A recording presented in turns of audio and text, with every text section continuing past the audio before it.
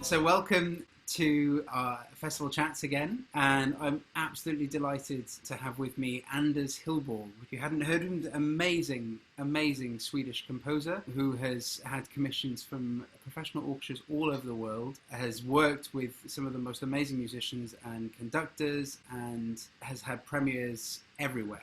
And I was really lucky to perform a wonderful cello and piano piece that he wrote not too long ago in a concert this February for the BBC Immersion connection. I was the lucky one. You're very sweet. It's wonderful to have you here, and just interested to hear how you've been spending this time, really. Well, with composers, we can't really complain because the situation is as it always is for us. We're in lockdown when we work anyway. So yes, yeah. It feels a bit awkward to say, but it's almost been easier to concentrate because there's nothing going on. Nobody wants anything from you because concerts are canceled. And so for us composers, the situation is business as usual. But I mean, it's much worse for you guys who perform, of course, because your concerts are canceled. And I really feel bad for you. Well, it's a tricky state. We're all in the same boat. I think we're all battling in our own way. But as you said, in some ways it's a luxury for us as well to have this time. We're the lucky ones that can live with a craft. We're used to sitting in a room for hours and just sort of churning away and quietly working. So it has, it's been very beneficial for a lot of people. Even though that your lifestyle probably hasn't changed so much, you feel like the focus is different? Well, it's just that it's partly an illusion maybe, but it feels as if you have more time. Right. You come down in a certain kind of concentration that I personally haven't felt for many years. I've done too much, I think, the last 10 years, written too much music. And now suddenly I have time in front of me. I can really reflect on what I'm doing. And that is a very nice feeling. It's always been stress, and there's a deadline. There's a deadline now also, obviously, but kind of far away still. Yeah. So has the sort of release of a deadline made you work differently or hear differently or want to do new things that you hadn't done before? Well, just like I said, there's more time. I can experiment more. Right. I don't have to jump to safe solutions and stuff like that, but I can try out things. That brought interesting results? I don't know yet. Hopefully. No, actually, what I'm working at is a cello concerto. No way. Yes. That sounds really exciting. So when's that going to be premiered? It's supposed to be premiered in end of October, first in Antwerp and then in the Cello Biennale in Amsterdam. In Amsterdam? Oh, fantastic. From what I've seen, it's just the most amazing extravaganza. Yeah. The only one I've been to that's similar to that is the Piatigorsky Festival that I went 4 years ago. In LA? Yeah. Nice. So who was going to play that? Nicolas Altstadt. Yeah. Fantastic. I think it's going to be fun. There's some practical things, The Cello Biennale, they had first thought to cancel because of the virus, but now they decide to go ahead, but they can only have so many musicians on stage. My original idea of the orchestra, I have to shrink it. So that created some problems, but also, it's a concrete thing.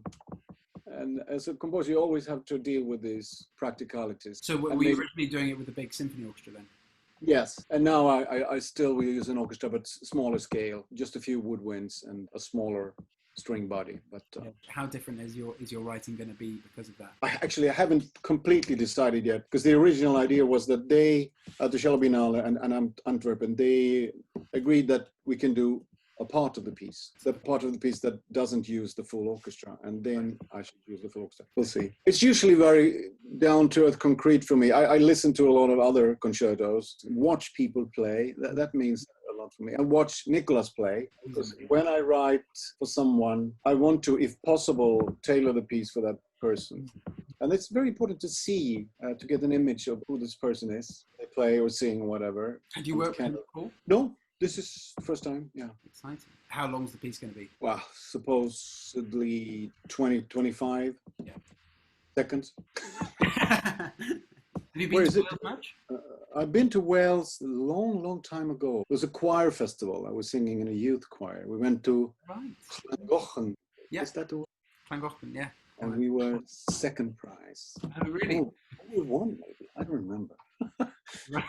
I saw that choirs were such a big influence. I mean, that was, I guess, hence the concert with the BBC Singers, which was mesmerising, really. I can't pronounce the name of how do you pronounce the Mawawam? Okay, before I say it, just imagine that you open and close the overtone series. What would it sound like? Wow, wow, wow. I mean, so it's as simple as that. That's amazing. How did you go about creating this? How did you hear the sounds and how did you hear the rhythm? Did you get the inspiration of the sound from an instrument? The sort of the sine wave, the vowel and the overtones?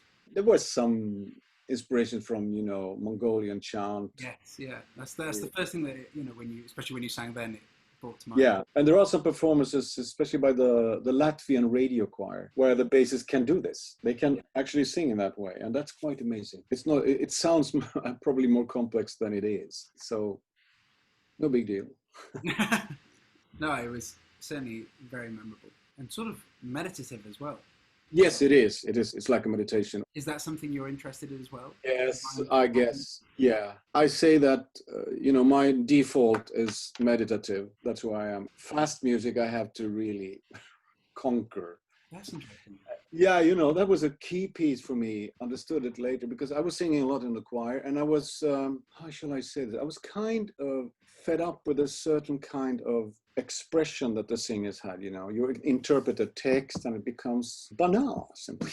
Right. This is a very personal thing. I don't know if it rings a bell for you. I first wrote a piece with text by E.E. Cummings, American poet. Everybody should do a piece with E.E. Cummings in those days, so I did. And we rehearsed it with I don't know if I said this in the church, maybe. We rehearsed it with a beautiful Eric Eriksson chamber choir in Stockholm. It sounded wonderful, but it was totally meaningless. Right. I felt that the text just disturbed the music and the music disturbed the text. So I kind of withdrew the piece and then I wrote Moyon. And I said, I don't want any semantic content whatsoever. What they sing should only be a device to open and close the overtone series. So the only thing in that piece is either you do this or the female voices sing walla walla walla walla walla walla walla walla walla walla. That's the two ingredients. It's become my by far my most performed piece. Right, yes. Partly maybe because there is no semantic barrier anyway. Have you been in a part of a choir singing or? No, I haven't sung it, no. The choir that was supposed to perform it, the premiere it in Stockholm, they declined saying that this piece is impossible.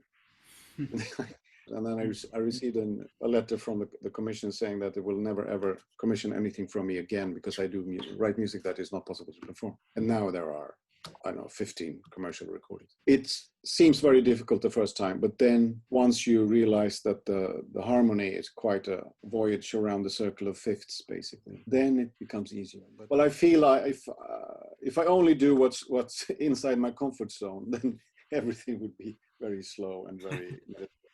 I try to think about you guys, you musicians. It should be interesting and rewarding for you. I try to go out of my comfort zone and write fast music or agitato. Certainly do write fast music. Thank you, Ben. That warms my heart.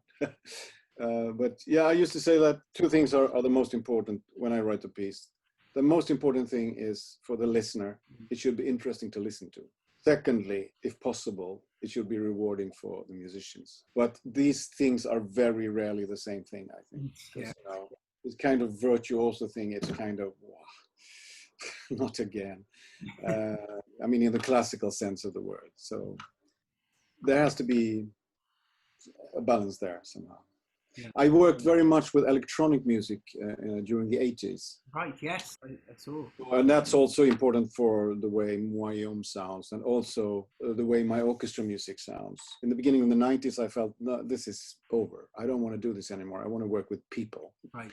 So what came about that? Do you feel like electronic music was so much of a boom and so much of a trend and a fashion at that time that you felt like you needed to move away from it? Or... Yeah, I felt it was so hard to make music within that medium that really had some identity. It's like you have to invent the sound from scratch in the electronic music studio in a way. It doesn't have meaning yet. You have to construct it. And also it's dead in a way, It sounds the same all the time. I realized I really want to work with people. And then also, if I work with people, I have to really consider that should be rewarding to play somehow, because the generations before that, in the 70s and 80s, there was not much of that in many composers' heads. You just wrote things that were not necessarily at all interesting to play. That was a challenge I thought I would take up. And what got you into electronic music in the first place? What was that inspiration? Yeah, that's a good question. I have a friend, a colleague who was going his last year in the composition class when I started, and then he became my teacher. I realized I came from a very conventional musical landscape. I was singing in this choir, and I played in a pop band. I hadn't heard any new music. In contemporary classical. Yeah, exactly. I thought it was a good challenge because I was not good at machines. I was afraid of it. So I said, I have to conquer this. So I spent like 2 years in the electronic music studio before anything happened. It was really important because it liberated me. It maybe sounds banal, but it taught me that any sound can be music. Because before that, I didn't really think that in that way. But for me, the two most important things when I started was electronic music and counterpoint, like two poles of the spectrum, so to say. I mean, like the only or the best way to teach composition is teaching counterpoint, because counterpoint is how do you make the horizontal work with the vertical, and that's music. I started electronic music because I wanted to liberate myself. Liberate yourself from the counterpoint element. No, not like that, but just liberate my spirit and my conventional background. You use it as a laboratory you learned a lot about sound, about registers. It's just a world I'm not very familiar with. No, stick to the cello. It must be fun, and you must have had hours of just sort of like dabbling away, messing around with sounds. I mean, that's the connection with us. I mean, that's what we do. We just different tools. Okay. Thank you so much for being on this. My pleasure, Ben. I wish you the best of luck. Oh, thank you. Enjoy the rest of your, I guess the lockdown, and I hope all your projects run smoothly. And the Amsterdam Biennale, I look forward to videos of that. That'll be really exciting. I'll give a shout if I go to London, if I'm allowed. Take care, Ben. Take care too. All right. Bye. See you. Bye.